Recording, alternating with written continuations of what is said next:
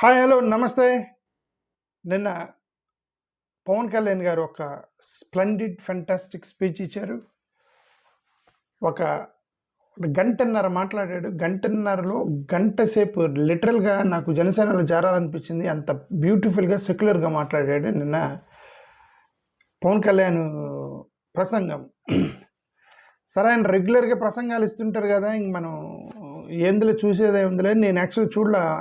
Night 11 గంటలకి అయినా సరే చూద్దాం ఏం మాట్లాడాడని చెప్పి మొదలెడితే గంటన్నర సేపు నేను అతని ప్రసంగం నుంచి పక్కకు తిప్పుకోలేకపోయా. అంత బ్యూటిఫుల్గా మాట్లాడాడు. ఓకే, ప్రసంగం 35 మినిట్స్ 45 మినిట్స్ చాలా సెక్యులర్గా మాట్లాడితే ఇక లాభం లేదు. మనందరం పోయి జనసేనలో చేరాలి, మారిపోయాడు మనిషి అనుకున్నా. లాస్ట్ 30 నిమిషాలు అందు చూసారా, మళ్ళీ పోయాడు అక్కడికి. లాస్ట్ 30 నిమిషాలు మళ్ళీ అదే ప్రసంగం ఇచ్చాడు. మనిషి మారలేదు. ఫస్ట్ 30 మినిట్స్ మేకప్ కొట్టాడని నాకు అర్థమైంది అప్పుడు. సరే, ఏం మాట్లాడారు చూద్దాం. పవన్ కళ్యాణ్ గారు మాట్లాడినటువంటి ఫస్ట్ మొదలెట్టి లాస్ట్ గంటన్నర మాట్లాడి నేను వెనక నుంచి ముందుకు వస్తున్నా. ఆయన ఫస్ట్ విజయ్ని నన్ను పోల్చొద్దని దాని దగ్గర నుంచి నరేంద్ర మోడీ గారి యొక్క ఆయిల్ దగ్గర ఆగాడు. లాస్ట్ నేను ఆయిల్ దగ్గర నుంచి విజయ్ దగ్గరికి బ్యాక్ వెళ్దాం. ఈయన ఏమన్నారంటే, ఇరాకు యుద్ధము జరుగుతుంటే అరజ్ఞానం కలిగిన కొంతమంది మోడీని తిడుతున్నారు. రోజు వైసీపీ బ్యాచ్ అన్నాడు. వైసీపీ బ్యాచ్ మోడీని తిడుతున్నారు. ఇరాకు యుద్ధం జరిగితే పెట్రోల్ ధర పెరగదా అని అన్నాడు.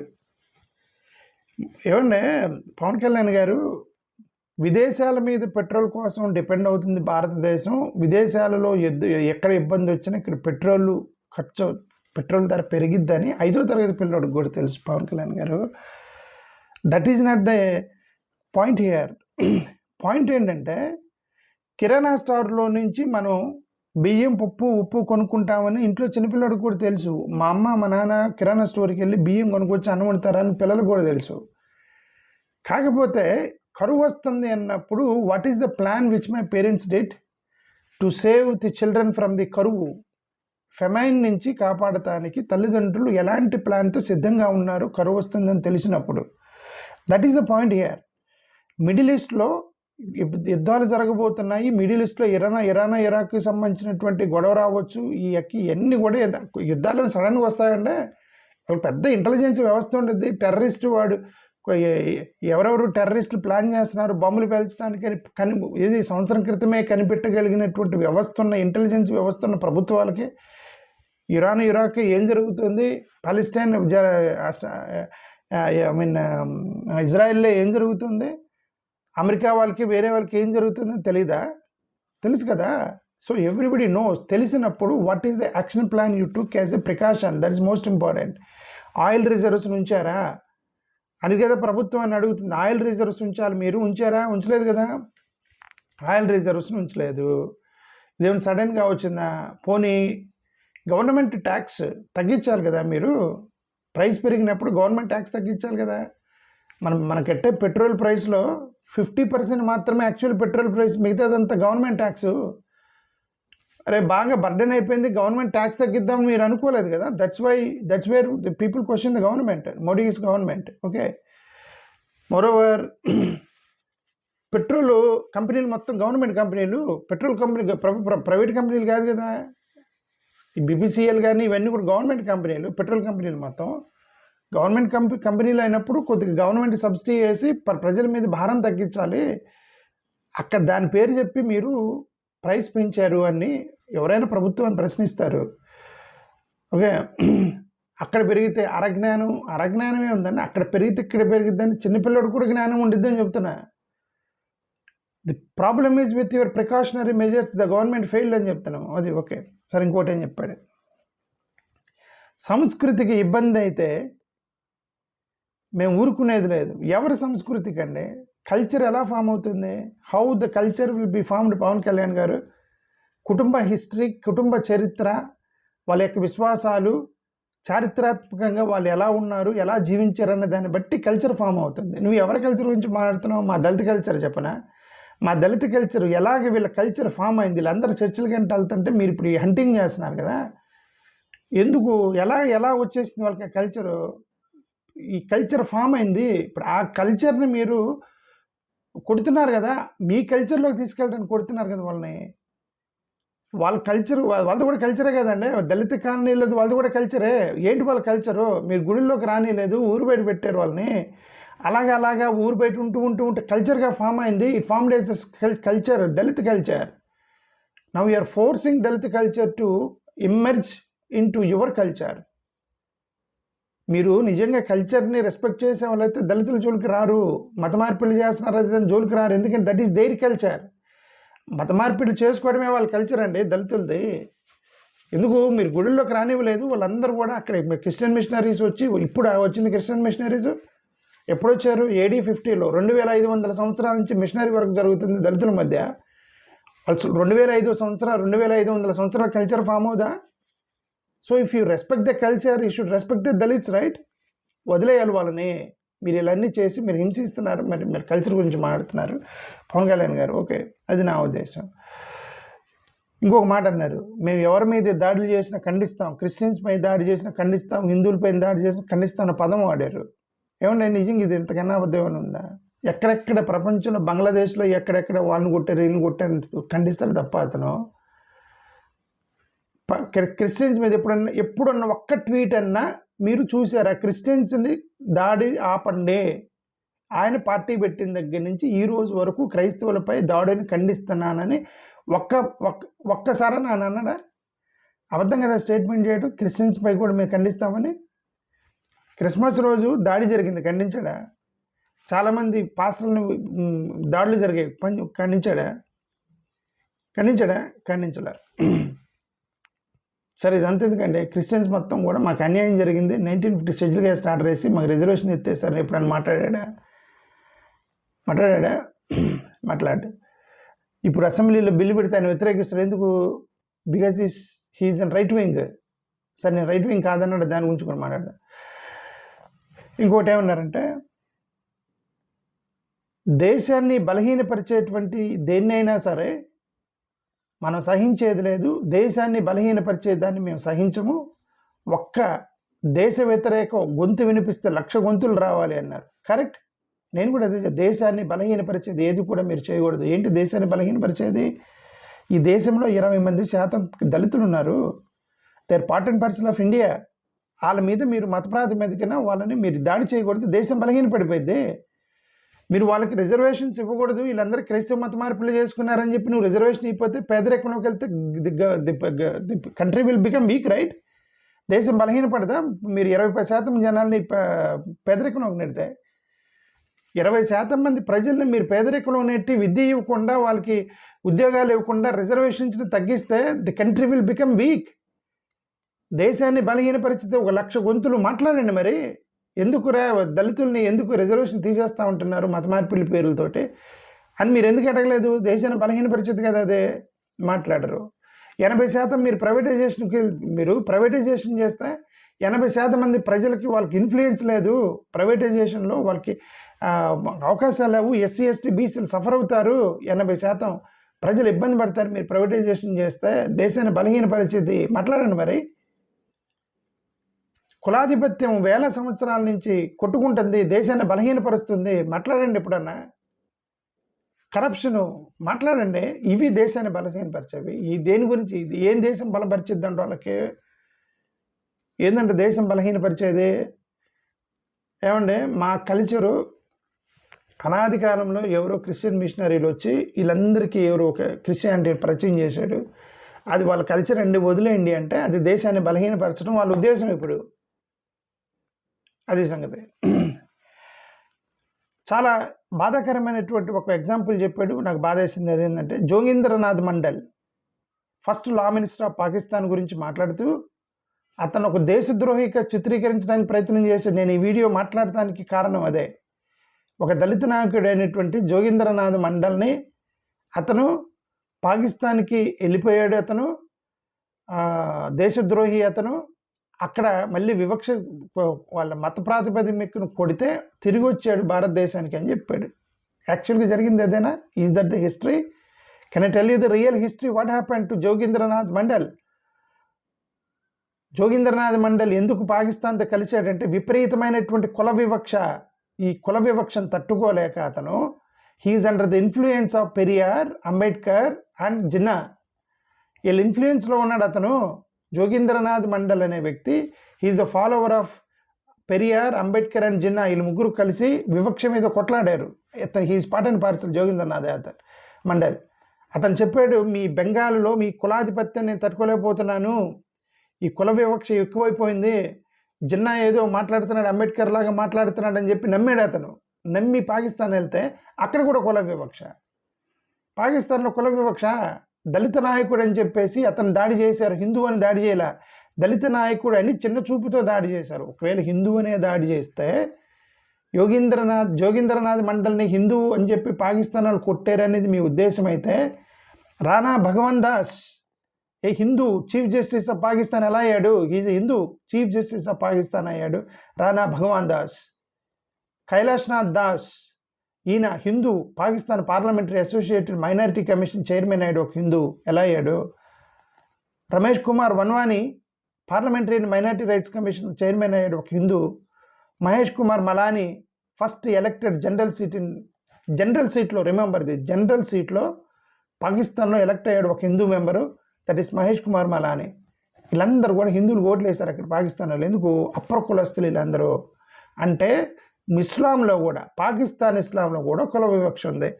వీళ్ళందరికీ వేసి ఒక దళిత నాయకుడు అయినటువంటి జోగీంద్రనాథ్ మండల్ని అతని సహాయం తీసుకొని అతనితో ఎలయన్స్లోకి వెళ్ళి అతనితో గవర్నమెంట్ ఫామ్ చేసుకుని అతనితో ప్రత్యేక దేశంగా అవతరించబడినటువంటి జిన్నా గారు వీళ్ళందరూ కూడా జోగీంద్రనాథ్ మండల్ యొక్క సహాయంతో వాళ్ళ దేశం విభజించుకొని వాడుకున్న తర్వాత దళిత నాయకుడి మీద దాడి చేసి కొడితే అతను తట్టుకోలేక మళ్ళీ తిరిగి వచ్చాడు. ఇక్కడికి వస్తే కుల వివక్ష, అక్కడికి వెళ్తే కుల వివక్ష. కులం మీద వివక్షతో గురవటమే ఈ యొక్క దళితుల పని. ఈ జోగీంద్రనాథ్ మండల్ చరిత్ర ఇది, నువ్వు చెప్పింది కాదు చరిత్ర. This is the fact. Okay, Jogindranath Mandal history అది. ఇప్పుడు కనుక దళిత క్రిస్టియన్స్ ఇంట్లో ఏమంటే పల్లెలో కుల గొడవ, గల్లీలో మత గొడవ. ఈ దళితులకి రెండు పక్కల తన్నుకుంటున్నారు కదా. దళిత క్రిస్టియన్ యొక్క సమస్య ఏంటి? ఆంధ్రప్రదేశ్లో what is the condition of Dalit Christians? Attacks and caste in the palle, attacks and relation in the galli. పల్లెలో కుల గొడవ, కులంతో దంతున్నారు పల్లెలో, గల్లీకి వస్తే మతంతో దంతున్నారు, నువ్వు క్రిస్టియన్ కన్వర్ట్ అయినవని. రెండు పక్కల జోగీంద్రనాథ్ జరిగింది అదే. బెంగాల్లో కుల వివక్ష తట్టుకోలేక మనోడు వెళ్ళాడు అక్కడ పాకిస్తాన్కి, జిన్నా ఏదో మాట్లాడుతున్నాడని. అక్కడికి వెళ్తే వాళ్ళు కూడా కుల వివక్ష చూపించారు, తన్నేరు అతన్ని, తిరిగి వచ్చాడు. డబల్ ఎఫెక్ట్ అయిపోయింది అక్కడ. రిలీజన్, క్యాస్ట్ రెండు అయిపోయింది అతనికి. అప్పర్ క్యాస్ట్ డామినెంట్ సొసైటీకి సంబంధించిన హిందువులను గౌరవించారు వాళ్ళు అక్కడ పాకిస్తాన్లో.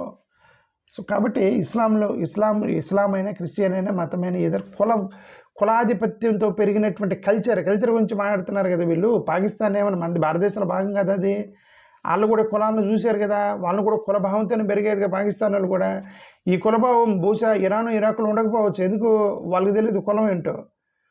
ఆ పక్కన ఉన్నట్టు ఇరాక్ భారతదేశంతో సంబంధం లేనట్టు ముస్లిం ఇస్లాం కంట్రీస్ అక్కడ కులాలు ఉండవు. ఇక్కడ పాకిస్తాన్లో ఉంటే ఎందుకు? భారతదేశంలో పుట్టి పెరిగారు కదా వీళ్ళు. దానికి ఎఫెక్ట్ అయ్యాడు జోగీంద్రనాథ్ మండల్. సరే, ఎనివే, ఇంకొకటి, భాషల్ని మనం కలుపుకుంటూ పోవాలంటే సాంస్క్రిట్ని మనం యాక్సెప్ట్ చేయాలి, హిందీని యాక్సెప్ట్ చేయాలని భాషల గురించి మాట్లాడాడు. మల్టిపుల్ భాషలు మనం నేర్చుకోవాలి. అదే చెప్తున్నానండి. ఫస్ట్ 30 minutes సెక్యులర్ స్పీచ్ ఇచ్చాడు, లాస్ట్ 30 minutes వాళ్ళ యొక్క ప్రమోట్ చేశాడు. సేమ్ అతని యొక్క సిద్ధాంతం మారలేదు, స్పీచ్ మాత్రం మారింది. భాషలు యునైట్ అవ్వాలి అని అన్నారు. ఎక్కువ భాషలు నేర్చుకుంటే మంచిది అంటే ఇప్పుడు ఆయనే చెప్పాడు నాకు చాలా భాషలు వచ్చాయని. నీకు భాషలు వచ్చినప్పుడు నువ్వు నేర్చుకున్నావా, లేదంటే 3 language పాలసీలో మీరు నేర్చుకున్నారా? జూనియర్ ఎన్టీఆర్కి 8 భాషలు వచ్చంట. జూనియర్ అంటే త్రిభాష ఎన్ఈపీ సిస్టమ్, ఎన్ఈపీ 2020లో నేర్చుకున్నాడా అతను? జూనియర్ ఎన్టీఆర్ అవసరమై నేర్చుకున్నాడా? నాకు కూడా అరకోడిగా హిందీ వచ్చు, ఎందుకు నేర్చుకున్నా? నార్త్ ఇండియా పోయాను కాబట్టి వచ్చాను, తప్పదు. అక్కడ పోయేవాడికి హిందీ కావాల్సి వచ్చింది కాబట్టి అక్కడ ఒక 2-3 నెలలు ఉంటే ఆడు మాట్లాడే మనకు ఆటోమేటిక్గా అర్థమైపోయేది. పోయేవాడికి అవసరం, ఎవరికి అవసరం వాడు నేర్చుకుంటాడు. అంటే the language is chosen, it is not be imposed, but you who are you to impose. For example Germany ఉంది, చాలామంది జర్మనీ వెళ్తున్నారు. జర్మనీ ఒకటి రిస్ట్రిక్షన్ పెట్టాడు, జర్మనీ రావాలంటే మీరు జర్మన్ నేర్చుకోవాలని రిస్ట్రిక్షన్ పెట్టాడు. ఎవడైతే జర్మన్ పోవాలనుకుంటున్నాడో వాడు మాత్రమే జర్మన్ నేర్చుకుంటాడు. అక్కడ జర్మన్ ప్రభుత్వం భారతీయులు ప్రతి ఒక్కరు కూడా మీరు జర్మన్ నేర్చుకోవాల్సిందంటే అది ఆధిపత్యం. వాడెవడు చెప్పడానికి మన జర్మన్ నేర్చుకోవడానికి? నీ కంట్రీ రావాలనుకుంటాడు, నేర్చుకుంటాడు, లేకపోతే నువ్వు ఇంపోజ్ చేయకూడదు. Same like you're imposing Hindi and South India. ఎవరైతే నార్త్ ఇండియాతో అవసరం ఉంటే రావాలనుకుంటారో వాళ్ళు నేర్చుకుంటారండి, వాళ్ళు చూజ్ చేసుకుంటారు. మీరు ప్రతివాడికి ఎందుకు ఇంపోజ్ చేస్తున్నారు? ఇప్పుడు సౌత్ ఇండియాలో మిగతా రాష్ట్రాలకు ఉన్న ధైర్యం మాకు లేదు, మేము వ్యతిరేకించలేము హిందీ ఇంపోజిషన్ అని మీరు మొత్తం కేంద్రం పెట్టిన ప్రతి దాన్ని మీరు యాక్సెప్ట్ చేశారు. ఆంధ్రప్రదేశ్లో మీరు చెప్పండి, మాకు మిగతా 4 రాష్ట్రాల్లో, సౌత్లో ఉన్న మిగతా 4 రాష్ట్రాల్లో ఉన్న ధైర్యం మాకు లేదని మీరు చెప్పండి. అంతేగాని ఊరికి కవర్ డ్రైవ్ లేదు. Why Modi said democratic. ఇప్పుడు ఇంకొకటి అన్నారు, ఏమన్నారు? ఒక కథ చెప్పాడు పవన్ కళ్యాణ్ గారు. ఏంటి కథ? ఎవరో ఒక ఫారెన్ రైటర్ పుస్తకం చూపించి, మీరు ఫారెన్ వాళ్ళు రాసిన పుస్తకం చదవండి, మన యొక్క సంస్కృతి గురించి మాట్లాడాడు. హిమాలయ పర్వతం లాంటిది, బుల్లెట్ తీసుకుని హిమాలయ పర్వతం మీద కొడితే దానికి దెబ్బ తగిలిద్దా అన్నాడు. అలాగే మన సంస్కృతి మీద దాడి చేస్తే దాని దెబ్బ తగిలిద్దా అన్నట్టుగా మాట్లాడారు. ఫస్ట్ ఆఫ్ ఆల్, ఎవరండి సనాతన ధర్మం మీద ఎవరైనా దాడి చేసేది? ఎవరికి అవసరం ఉందండి? మత మార్పిళ్ళు జరుగుతున్నాయని మీరు భయపడుతున్నారు. మీరు ఒక పక్క ఏమన్నారంటే బుల్లెట్ తీసుకుని కాల్చినా ఏం కాదంటున్నారు. మరి మోడీ గారు ఎందుకు డెమోగ్రఫిక్ ఇంబ్యాలెన్స్ అవుతుందని కోర్టులో వేశాడు?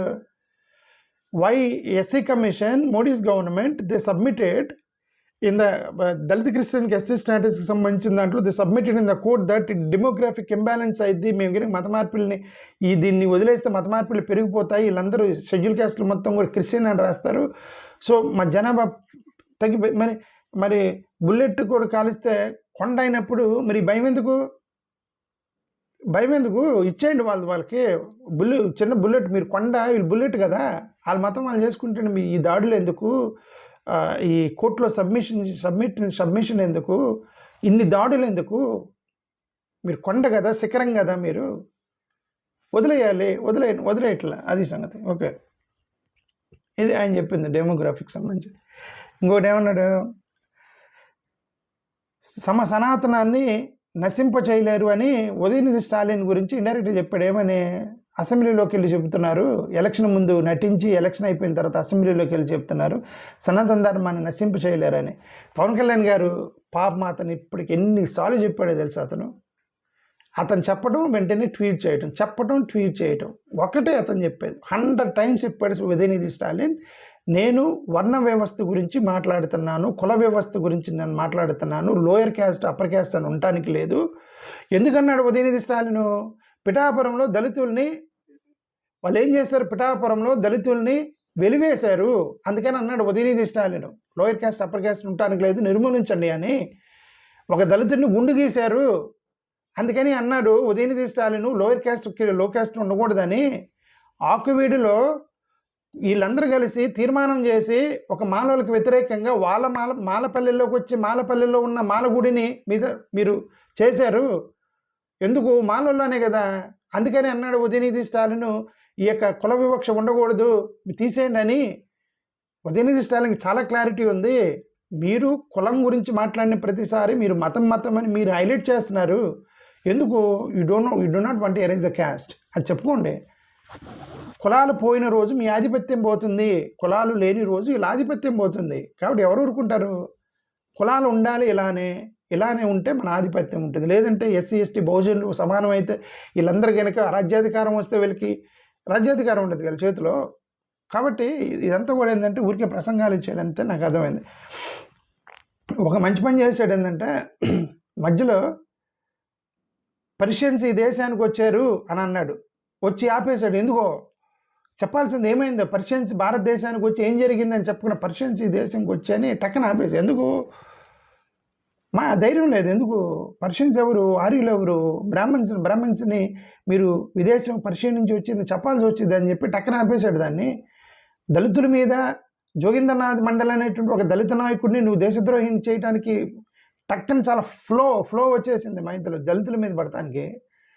ఆర్యులు బ్రాహ్మణ్స్ పర్షియా దేశం నుంచి వచ్చారని చెప్పడానికి నోరు రాలేదు అతనికి, టక్కన ఆపేశాడు దాన్ని. ఓకే, డబ్బులు ఇచ్చి మేము కుల మతాలకు వ్యతిరేకం కాదు, డబ్బులు ఇచ్చి మోసం చేసి బలహీనులని వాడుకొని మత మార్పిడులు చేయడం కరెక్ట్ కాదు అన్నాడు. మీరు గవర్నమెంట్కి వచ్చిన తర్వాత ఒక్క పాస్టర్ నన్ను అరెస్ట్ చేశారా? మీరు డబ్బులు ఇచ్చి మోసం చేసి బలహీనులమైనటువంటి వాళ్ళని మత మార్పిడి బలవంతంగా చేశారని ఒక్క పాస్టర్ నన్ను అరెస్ట్ చేసావా? మీదే కదా గవర్నమెంట్. ఒక్క నన్ను అరెస్ట్ చేశారా?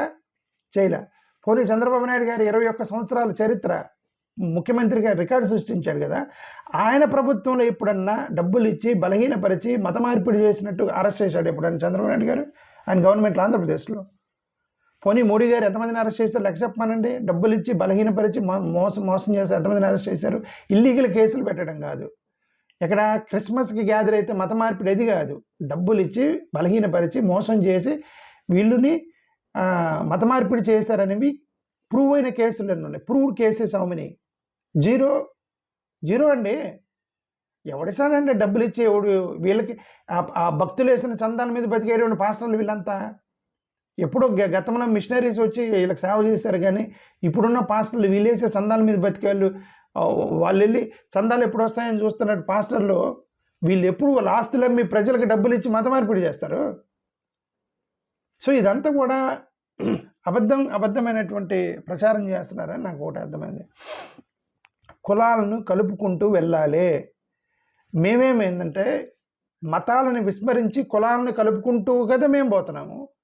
మతాలను విస్మరించి కులాలని కలుపుకుంటూ పోవాలి. ఎందుకు? కులాల మీదే మాకు రిజర్వేషన్స్ వస్తాయి, కులాల మీద రాజ్యాధికారం వచ్చింది, కులాల మీదనే రాజ్యాంగం రాశారు. కులాలని హిస్టారికల్లీ అప్రెస్డ్ కులాలు మతాలు కాదు. So the cast is most important, the division of the cast is most important. ఎందుకు? అక్కడి నుంచే వాళ్ళకి స్కీములు రావాలన్నా, రిజర్వేషన్ రావాలన్నా, వాళ్ళకి కావాల్సినటువంటి రాజ్యాధికారం కావాలన్నా, ఉద్యోగాలు రావాలన్నా, కాలేజీలో అడ్మిషన్ కావాలన్నా కులం ప్రాతిపదికన ఇస్తున్నారు. Because the reservations are based on caste, not the religion. ఎందుకు? మీరే అన్నారు మత ప్రాతిపదికన రిజర్వేషన్ ఇవ్వకూడదని. సో మత ప్రాతిపదికన రిజర్వేషన్ రావు, ఉద్యోగాలు రావు, మత ప్రాతిపదికన స్కూల్స్లో అడ్మిషన్ రాదు, ఏమీ రాదు. ఏమీ రానప్పుడు మనం ఎందుకు ప్రమోట్ చేస్తున్నాం మతాలని? Why do are uniting as religion? We are uniting caste because they have life, education, reservation అన్నీ ఉన్నాయి. మీరెందుకు మతాల మీద యునైట్ చేస్తున్నారు? దానివల్ల ఏంటి ఉపయోగం? మత ప్రాతిపదికన ఉద్యోగాలు ఇవ్వు, స్కూల్ అన్నీ కట్టరని మీరే చెప్తున్నారు కదా. దాని వై ఆర్ యునైటింగ్? ఎందుకు ఇన్వైట్ చేస్తున్నారు? పండుగలు చేసుకోవడానికే కదా. శ్రీరామనవమికి, హోలీకి, వీళ్ళన్నిటికీ మనం కలిసి పండగ చేసుకోవాలి. అది తప్ప మీరేం చెప్తారు చెప్పండి? దానివల్ల ఉపయోగం ఏం ఉపయోగం లేదు కదా. సంస్కృతిని కాపాడాలని ఒక లాజిక్ తప్పితే మీకేమని ఒకటి చెప్పండి. మేము చేసేదానికి మేము చెప్తాము. ఎందుకు? Why we're uniting as caste చెప్తాము. ఇప్పుడు చెప్పాను కదా, చాలా ఉపయోగాలు చెప్పాను కదా. ఎస్సీ ఎస్టీలు మాయావతి సీఎం అయ్యారు, బ్రాహ్మిన్స్ హెల్ప్తో అయ్యారు అన్నారు. కరెక్ట్. ఆయన అన్నాడు కదా, తమిళనాడు రాజకీయం వేరు, మన రాజకీయం వేరు, మమ్మల్ని పోల్చొద్దని. అంటే తమిళనాడు నిన్ను పోల్చకూడదు, కానీ ఆంధ్రాని ఉత్తరప్రదేశ్ని పోల్చవచ్చా? తమిళనాడు ఎన్ని పోల్చకూడదు, రాజకీయం వేరు, కానీ ఉత్తరప్రదేశ్ ఆంధ్రప్రదేశ్ రాజకీయం ఒకటేనా? ఉత్తరప్రదేశ్లో 11% బ్రాహ్మణ్స్ ఉన్నారు, ఆంధ్రప్రదేశ్లో 1% బ్రాహ్మణ్స్ ఉన్నారు. మాయావతి బ్రాహ్మణ్స్ ఎలియన్స్లోకి వెళ్ళడానికి 11% vote share in Uttar Pradesh. Brahmin population is 11% in Uttar Pradesh.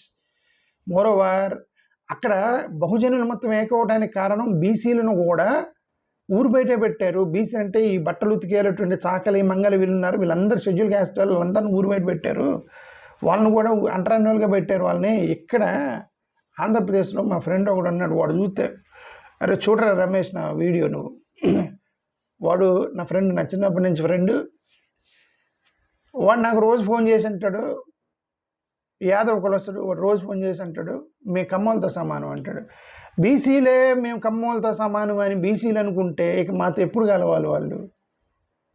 వాడు నా వీడియో వాడు చూస్తాడు, నాకు ఫోన్ చేస్తున్నాడు. 100% ఓకే, చైల్డ్హుడ్ ఫ్రెండ్. ఓకే, ఇప్పుడు కూడా వచ్చాడు. అంటే ఇక్కడ ఆంధ్రప్రదేశ్లో బీసీలు ఏమనుకుంటున్నారంటే మేము అగ్ర కులస్తులు అనే ఫీలింగ్లో ఉండి ఎస్సీ ఎస్టీలు తక్కువ చూస్తున్నారు. బట్ ఉత్తరప్రదేశ్ అలా కాదు, వాళ్ళందరూ కలిసిపోయారు. మరి అందరూ కూడా అప్రెస్డ్ కమ్యూనిటీ అని చెప్పి కలిసిపోయి మాయావతికి ముఖ్యమంత్రిని చేశారు. తమిళనాడులో విజయ్ని ముఖ్యమంత్రిని చేయడానికి కారణం అదే. వాళ్ళందరూ కలిసిపోయారు, బీసీలు, ఎస్సీ, ఎస్టీ, బీసీలు కలిసిపోయారు. ఆంధ్రప్రదేశ్ సిచ్యువేషన్ అలా కాదు. అగ్రకులస్తులమని బీసీలు కూడా అనుకోవటం వల్ల ఈ సమస్య వచ్చింది. అరే మనం కూడా వివక్షకు గురవుతున్నామని అనుకుంటే ఈ సమస్య రాదు. వీళ్ళు కూడా ఎస్సీలు జనసంఖ్య సమస్య వచ్చింది బీసీల్లో. కాబట్టి వీళ్ళందరూ కలవాలని మేము ట్రై చేస్తున్నాం. బీసీ సహోదరులకు చెబుతున్నాం, మీరు మతాల మాయలో పడకండి, మనందరం కలిసి రాజ్యాధికారం సాధించుకోవాలి, మనలో కలవండి అని చెప్తున్నాం మేము. ఓకే, అది మనం చెప్పేది. ఇంకొకటి, ఎస్సీ ఎస్టీ బాలికల గృహం పేరు పెట్టి స్కూల్స్ పెట్టి ఇది ఎస్సీల స్కూలు, బాలికల స్కూలు, బీసీల స్కూలు, ఎస్సీ హాస్టల్ అని చెప్పేసి మీరే కులాల మీద విడదీశారని చెప్తున్నాడు. అంతకన్నా ఏమంటే ఇంతకన్నా ఆ స్టేట్మెంట్ ఎలా కామెంట్ చేయాలో కూడా తెలియట్లేదు. ఎస్సీ హాస్టల్ ఎక్స్క్లూజివ్లీ ఎస్సీలకి సంబంధించిన గిరిజన హాస్టల్స్ ఎందుకు పెడతారండి? ఎందుకంటే అది వాళ్ళకి మాత్రమే. లేదంటే మీరు వెళ్ళి జాయిన్ అవుతారు కదా, అక్కడ వాళ్ళకి మాత్రమే పెట్టిన స్కూల్ కదా అది. మోరోవర్ ఎస్సీ అంటే అది తక్కువ అని కులమని అనుకుంటున్నాడు అతను. అరే scheduled caste is not a bad word, that is English word. Scheduled caste అంటే, షెడ్యూల్ అంటే పట్టిక, లిస్ట్, టేబుల్ అంటారు దాన్ని. ఆ టేబుల్లో హిస్టారికల్గా వివక్షకు గురైన వాళ్ళని ఆ టేబుల్లో రాశారు. 1, 2, 3. మీరు ఎక్సెల్ షీట్లో ఒక టేబుల్ ఉండేది కదండి, ఎక్సెల్ షీట్లో 1 మాల, 2 మాదిగ, 3 రెల్లి, ఇట్లా ఒక టేబుల్ వేసి ఆ టేబుల్కి పెట్టిన పేరు షెడ్యూల్డ్ క్యాస్ట్. ఈ టేబుల్కి పెట్టిన పేరు షెడ్యూల్డ్ క్యాస్ట్. అంటే అతను కులం అనుకుంటున్నాడు, అది చిన్న చూపు అనుకుంటున్నాడు షెడ్యూల్ క్యాస్ట్ అనుకుంటే. Scheduled means it is English word, it says that it is a scheduled list. కాబట్టి ఎస్సీ హాస్టల్ అన్నారు, మాలల హాస్టల్, మాదిగల హాస్టల్ని పెడితే నువ్వు అన్నట్టు తప్పు. మాదిగల హాస్టలు, మాల హాస్టలు మీరు పెట్టారు. అవేమిని ఇది మాదిగల బాయి, మాదిగల కాలనీ, మాదిగల రచ్చబండ, మాల రచ్చబండ అని మీరు పెట్టారు. రాజ్యాంగం ఎట్లా? రాజ్యాంగం ఎప్పుడు కూడా ఈ కులాల మీద పెట్ల, షెడ్యూల్డ్ మీద పెట్టింది. Scheduled caste, scheduled tribe, scheduled general category అనాలి. యాక్చువల్ నిజం చెప్పాలంటే మీరు కూడా షెడ్యూల్డే, because you are general category scheduled.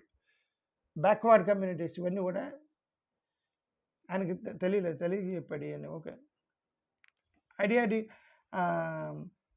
Muslims చూడండి, ముస్లిమ్స్లో వివక్ష లేదు.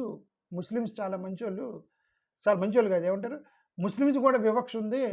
నాకు ఎవరో ఒక ముస్లిం ఉన్నాడు, ఆ ముస్లిమ్స్లో ఆ కులం ఈ కులం అని ఉంది అని అంటున్నాడు. ముస్లిమ్స్లో కూడా వివక్ష ఉందని చెప్తున్నాడు, కానీ క్రిస్టియన్స్లో కూడా వివక్ష ఉందని ఎందుకు చెప్పట్లేదు? అది చెప్తే మీకు రిజర్వేషన్ ఇవ్వాల్సి వచ్చిందని క్రిస్టియన్స్కి. ముస్లిమ్స్లో కంటే ఎక్కువ వివక్ష ఉంది క్రిస్టియానిటీలో కదా.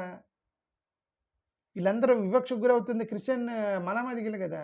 దాని గురించి మాట్లాడడానికి, ఎందుకంటే మాలల గురించి, క్రిస్టియన్స్ గురించి కావాలని వీళ్ళు వదిలేస్తారు, వీళ్ళ ప్రసంగాల్లో వదిలేస్తారు. ఎందుకంటే వాళ్ళ ఫీలింగ్ జగన్ ఓటు బ్యాంక్ అని వాళ్ళ ఫీలింగ్. ఓకే, జగన్ గారు కూడా సరే వీళ్ళు నా ఓటు బ్యాంకే కదా, కానీ జగన్ గారు కూడా మమ్మల్ని పట్టించుకోవట్లేదని నేను చాలా రోజుల నుంచి చెప్తున్నా. ఇప్పుడు కొద్దిగా మారింది, సాక్షిలో కొద్దిగా వర్షన్ మారింది వాళ్ళది. బహుశా ఈడీఎంలోకి రావాలని కోరుకుంటున్నా.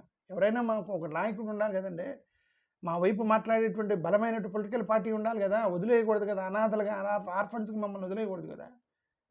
ఏ పొలిటికల్ పార్టీ లేదని చెప్పి అనాథలయ్యని చెప్పి బాధపడుతున్నారు వీళ్ళంతా క్రిస్టియన్స్ మొత్తం.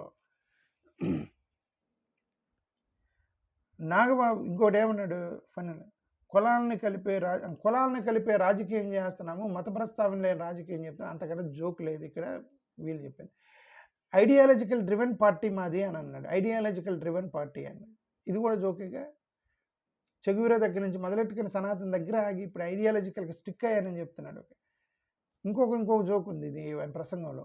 గాంధీ గారి యొక్క ఆలోచనల మీద పెట్టిన పార్టీ జనసేన పార్టీ అన్నాడు. వాళ్ళ అన్న నాగబాబు గారేమో గాంధీని చంపడం తప్పు లేదన్నట్టుగా ఇండైరెక్ట్గా ఒక ట్వీట్ చేశాను గతంలో. గాంధీని చంపడం తప్పు లేదన్నట్టుగా. జనసేన రైట్ వింగ్ కాదు, లెఫ్ట్ వింగ్ కాదు, మాది మిడిల్ వింగ్ అన్నాడు. ఈయన ప్రసంగాలు మొత్తం రైట్ వింగ్ ప్రసంగాలు, dress code right wing dress code, alliance మొత్తం రైట్ వింగ్ పార్టీలతోటి. ఈయన ప్రసంగాలన్నీ కూడా రైట్ వింగ్ ప్రసంగాలు. ఈయన అక్కడ వేరే విదేశాలకు వెళ్ళి ప్రచారం చేసింది రైట్ వింగ్ పొలిటికల్ పార్టీలకి. అసలు వీళ్ళుంది రైట్ వింగ్ ఎన్డీఏలో ఉన్నారు.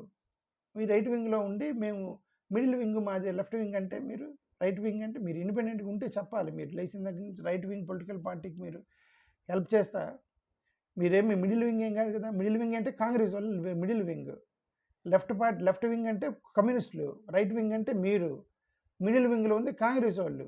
ఎందుకు వీళ్ళు అడ్డుగాక ఇటుగాక మధ్యలో ఇరుక్కుంటున్నారు. వీళ్ళు యాక్చువల్ రైట్ వింగ్, కాంగ్రెస్ వాళ్ళు యాక్చువల్గా రైట్ వింగ్ వాళ్ళు. రైట్ వింగ్ నుంచి స్లోగా జరుపుకుంటూ సెంటర్కి వచ్చారు. ఇప్పుడు రాహుల్ గాంధీ కొద్దిగా లెఫ్ట్కి తీసుకెళ్ళాడు, దాన్ని ఇంకా స్క్వీజ్ చేశాడు. రాహుల్ గాంధీ లెఫ్ట్ వింగ్ అయిపోయింది. రాహుల్ గాంధీ అండర్ రాహుల్ గాంధీ ఈ Congress party became left wing. అందుకని తిడుతున్నారు అందరూ రాహుల్ గాంధీ. మళ్ళీ మధ్య సెంటర్ జరుగుతున్నాడు. మళ్ళీ అతను గెలవలేదని చెప్పేసి, బీహారు అక్కడక్కడ గెలవలేదు, నువ్వు లెఫ్ట్ వింగ్ మాట్లాడావు, మన సిద్ధాంతం అది కాదని ఎవరో చెప్పినట్టున్నారు. మళ్ళీ ఆయన సెంటర్కి జరుగుతున్నాడు రాహుల్ గాంధీ. ఓకే, వాళ్ళది సెంటర్ వింగ్ అంటే, మీది కాదు, మీది రైట్ వింగ్ మీరు. ఓకే, భావజాలముకు కట్టుబడి ఉండాలనేది అది అబద్ధం. అది చెగువీరా దగ్గర నుంచి, మాయావతి దగ్గర నుంచి, కమ్యూనిస్టుల దగ్గర నుంచి, సనాతన్ దగ్గర నుంచి మొత్తం మార్చుకుంటూ వచ్చాడు. భావజాలానికి కట్టుబడి లేడు ఆయన. ఫైనల్గా అంటే ఆయన ఇక్కడి నుంచి మొదలెట్టాడు. నేను వెనక వస్తానని చెప్పాను కదా, వెనక నుంచి ముందుకు వస్తాను. ఆయన దీంతో మొదలెట్టాడేమని, మీరు నన్ను విజయ్ తోటి నన్ను కంపేర్ చేయొద్దు, వాళ్ళది వేరు మంది వేరు అన్నాడు. ఏమన్నా విజయ్ పార్టీ పెట్టిన దగ్గర నుంచి, పార్టీ పెట్టగానే అతను పోటీ చేశాడండి. అతను పార్టీ పెట్టగానే పోటీ చేసి నా ఐడియాలజీ ఇదని చెప్పేసి, ఆయనకి కష్టం వచ్చినా నష్టం వచ్చినా ఏం చేసినా సరే సెక్యులర్ వాదానికి కట్టుబడి ఉన్నాడు. ఏ వాదంతో పార్టీ పెట్టాడు. మీరేం చేశారు, మీరు పార్టీ పెట్టిన రోజు మీరు పోటీ చేయాలి, మద్దతు ఇచ్చారు రైట్ వింగ్కి. You went in right wing alliance, మద్దతు ఇచ్చారు బ్యాక్ హ్యాండ్ నుంచి. అక్కడే మీ యొక్క భావజాలం దెబ్బతినిపోయింది పవన్ కళ్యాణ్ది. అక్కడ అతని ఐడియాలజీ దెబ్బతినిపడింది. అతను చెగువీరా పేరుతో పార్టీ పెట్టి కమ్యూనిస్టులు వెనక ఒక సోషల్ విప్లవకారులు యొక్క బొమ్మలు పెట్టి బీజేపీ టీడీపీ ఎలయన్స్కి మద్దతు ఇచ్చాడు. అక్కడే అనుమానం వచ్చేసింది ప్రజలకి. అదర్వైజ్ ఈ ఎస్సీ ఎస్టీ బీసీలు టక్కనెళ్ళి జాయిన్ అయ్యేవాళ్ళు కదా. నేను చెప్తున్నాను కదండి, నేనే జనసేన పార్టీ పెడుతున్నాడంటే చెప్పి నేను సభ్యత్వం కోసం లైన్లో నిలబడదాం అనుకున్న పోయి, బట్ ఆయన ప్రసంగం విన్న తర్వాత ఇక్కడ తేడా కొట్టిందని I weighted and scene.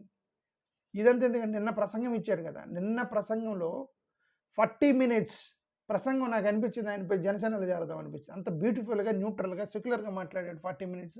Last 20 minutes మళ్ళీ వెళ్ళిపోయాడు ఆ భావజాలంలో. కంటే ఇది మేకప్ కొట్టాడు అక్కడ తీసుకెళ్ళడానికి, అర్థమైంది నాకు. సో అది సంగతి. థ్యాంక్ యూ, నమస్కారం.